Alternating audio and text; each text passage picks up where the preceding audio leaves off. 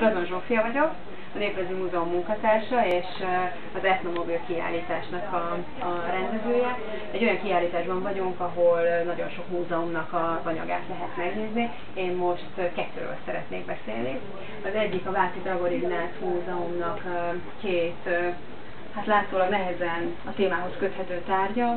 Igazából a téma itt az ingázás, Budapest és Vác között ingázás. Ez egy férfinak és egy nőnek, egy házaspárnak egy-egy kendője, ruhavédő, ülőkendő feltalálójaként vonultak be a muzeológia történetébe, és ezt azért használták, mert nagyon koszosak voltak a vagonok, és a ruha, amit fel kellett venniük, irodai munkára jártak a Budapestre, ahhoz szükség volt arra, hogy tisztán érkezzenek meg. A tárgy pedig azért került a múzeumba, mert bejöttek az új vonatok, amelyben erre már nem volt szükség.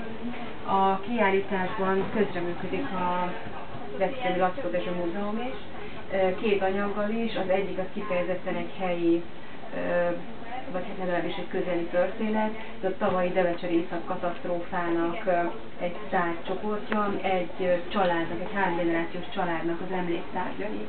És talán első látásra nem világos, hogy hogyan kapcsolódik a mozgáshoz, utazáshoz.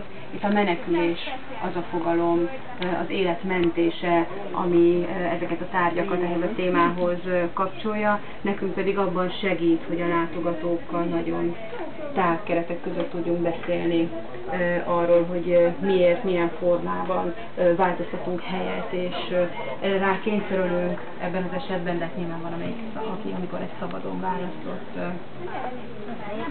tevékenység. Mondjak még valamit?